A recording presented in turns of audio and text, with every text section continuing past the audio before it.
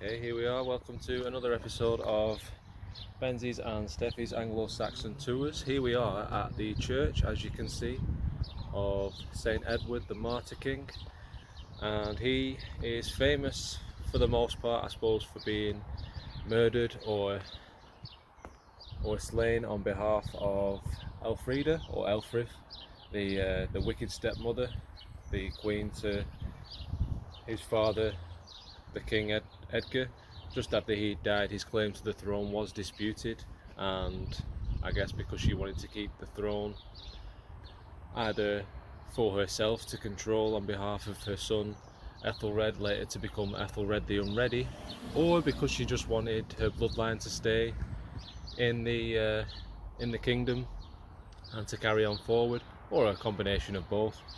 She had him slain. She was known to distract him while he was on his horse, while one of her aldermen or one of her kingsmen stabbed him in the back, and he later became Edward the Martyr, and later a known saint, because when they found his body, somehow, despite him being stabbed and it being left there for a period of time, it was found fully intact, which was seen to be somewhat of a miracle.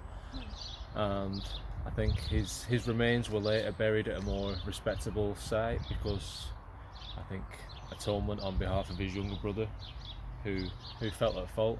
Ethelred the Unready then took the throne, and it could be seen as quite a pivotal time. Well, I suppose it was, because that's when Ethelred the Unready took the throne at the state of after the death rather of his brother-in-law, or his half-brother, his half-brother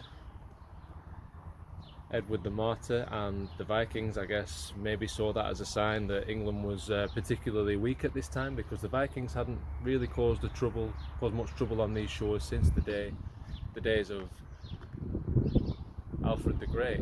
So, and later Athelstan, and then they pretty much ceased to be doing much of the plundering on these shores, and it was fairly peaceful times between them and the Anglo-Saxons. But I guess seeing Ethelred the Unready, not so much unready in the current definition, but unready because he was ill-advised, I think that translates to in old Anglo-Saxon English.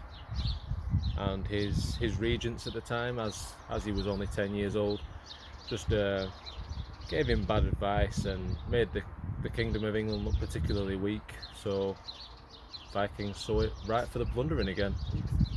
And in the plus column, I guess, thanks to that period of time and that happening, we had King Canute, also known as Canute the Great, rule these shores.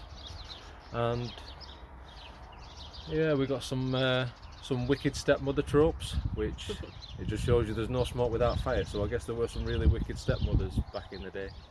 And what do you think of the church, Steffi? Yeah, it's very beautiful. It's very peaceful.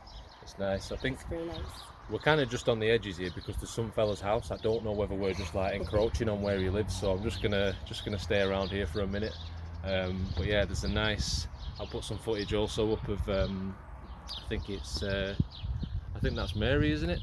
Little statue there over that side. And a child. Mary and a child, yeah. Looks like. So really nice place here in Wareham in Dorset, and lovely day as well we've picked for it. So so until next time, see you later, guys. Bye.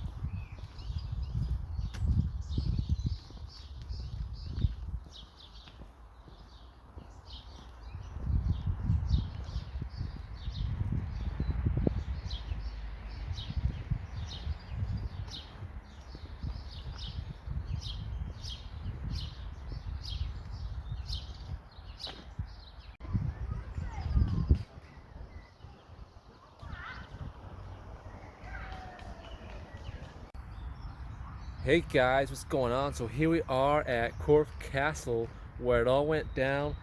the queen, the previous queen, Elfrida or Elfrith, depending on the text you're going off, she was the one that had King Edward, who was becoming a king, an independent king, killed. She distracted him while he was on his horse, got him stabbed in the back by one of her men, and then her son there, Ethelred the Unready, and he was totally unready because then the Vikings came and kicked our asses after so long and changed history bigly, huh, Steph?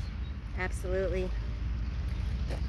Here we are, and this Corfe Castle was that lady or Queen Elfrida's residence, and yeah, she was a rather treacherous one right there, you know. Edward was the son of King Edgar the Peaceful, and he inherited quite a good situation there, and he was endorsed by Dunstan, who was at the time a bishop, who was a very profound figure at that time.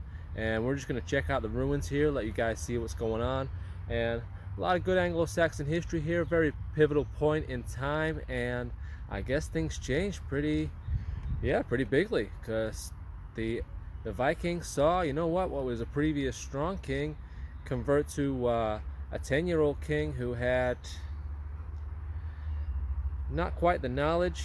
He was 10 years old, you know, and his mother there, whether Elfrida just wanted power or to keep her bloodline in the monarchy, who knows, maybe both reasons, I don't know, but she messed things up pretty bad. But on the plus side, from there on in, we got Sweyn Fortbeard, he was pretty cool, and we got King Canute, he was alright.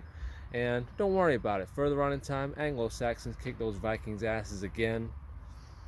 So it all came good in the end, but here we are, Corfe Castle. Let's go check it out. Let's do this.